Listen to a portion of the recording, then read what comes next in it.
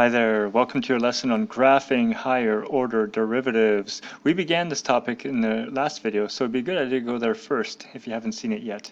In that one, we discuss what higher order derivatives are, and we begin graphing them. And in this video, a quicker video, we're going to look at graphing them some more.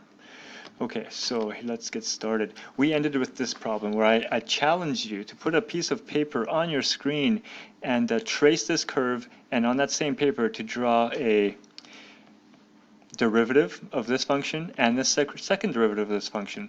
And what we saw was, first of all, when we have a function, we know there is no slope at every max and min point. So there's no slope here, therefore the derivative will have a value of 0 there.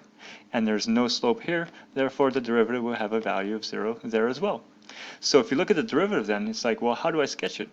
Well, it must be doing either be above or below here, but when it gets to this point, right? So as it approaches this value of 0 slope, is it below or is it above? Well, look at the graph. The original graph shows us we have a positive slope.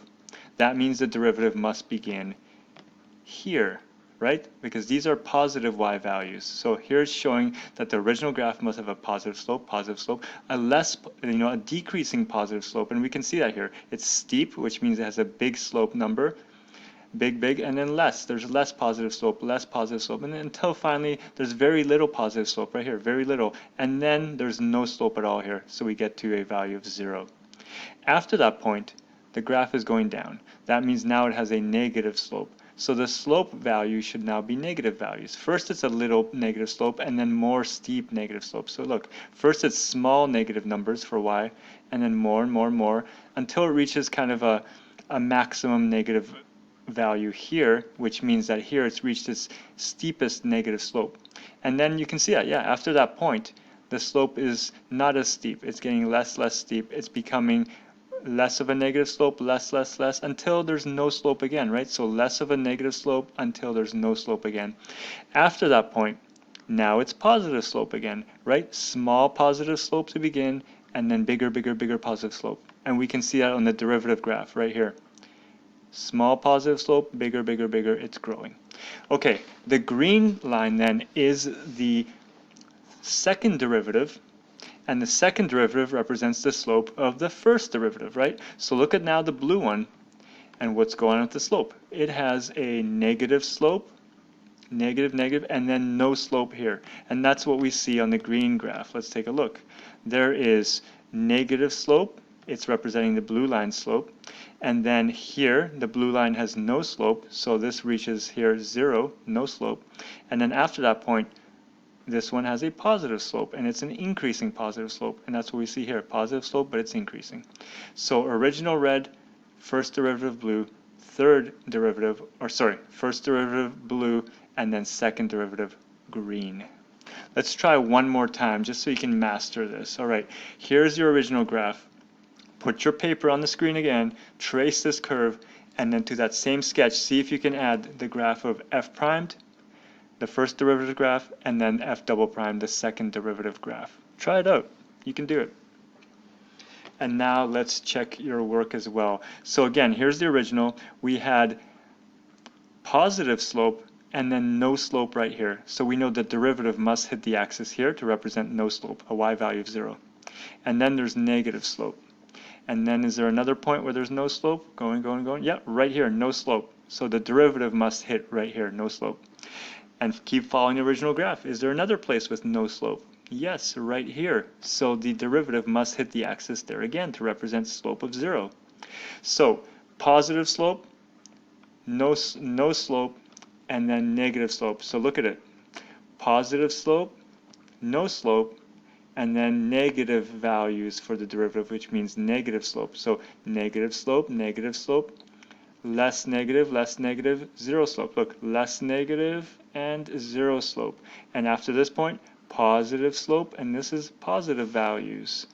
And then again, it's going to no slope. So it's positive, but then it's going back to no slope, right? It's positive, but approaching no slope again. And then after that, negative slope, and here we see negative values. And I'm not sure why this curls here at the end. That might not be quite right, but I can see this graph is curling a little bit this way. That means the slope is becoming less steep. Okay, green one. is f double primed, right? The second derivative. So now when you're looking at the second derivative, you're creating that by looking at the first derivative. So now looking at the orange, describe the slope of it and use the green graph to compare to that slope, right? So this one has a big negative slope, and here we see big negative values. Okay, when does this one have no slope? Okay, follow the orange one. It has no slope right here. So that means the green one should hit the axis right there. So, okay, look, negative slope and no slope, zero slope, zero slope, zero slope represented here. Then we have a positive slope, and here we see positive values. And then they reach a peak because here's positive slope, and it's increasing, becoming steeper, and then less steep. You can see it's becoming less steep. So it becomes really steep and then less steep. And then follow the orange one. It has no slope right here. It's a peak. So this, follow it, and there, hits the axis, no slope. And then the orange one has negative slope, increasing negative slope, and we can see here increasing negative values until this one becomes not as steep here, and you can see not as steep right there. Okay, so that's tough at first. First time you see this kind of thing, it's tough. So maybe pause and just compare them again. You know, the orange one comes from the blue one, and the green one comes from the orange one, and always think about slopes and where there's no slope. Okay, let's try this online as well. We're going to try this online. So online, there's this great little app that is going to let us practice this, and I want you to try it out. So here it gives you 3 graphs, and your job is to mark which one is the original function, which one is the first derivative, which one is the second derivative. So you're just going to choose colors for that. Red, blue, or black. So which one is the original? And remember, the best way to start is to look at where are their peaks, where are their max and min points. So you find a max, and then you look down below it and you see, does one of the other two cross the axis there? Because that would represent zero slope at that point. So see if you can figure out this first one.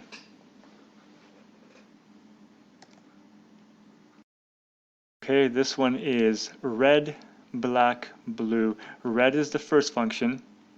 You can see the red one has a minimum point here, so no slope, and then the black one crosses the axis there. Or the red one reaches a peak here, and the black one crosses the axis there. So if there's no slope there, the black one is representing no slope. So the black must be a derivative of the red.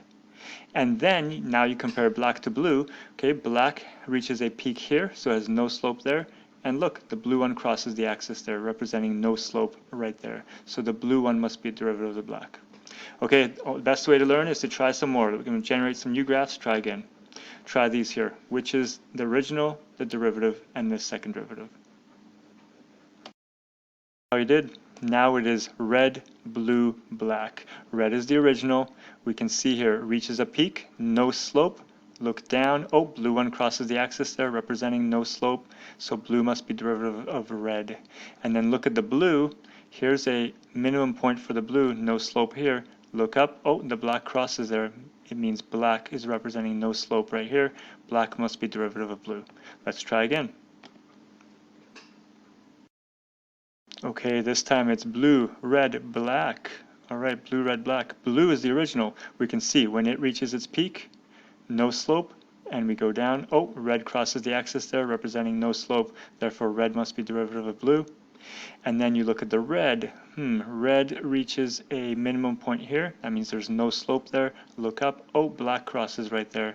Therefore, black represents no slope. Black must be derivative of red. One more time.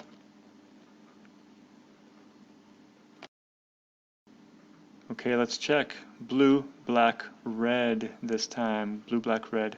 We can see blue reaches a max point here.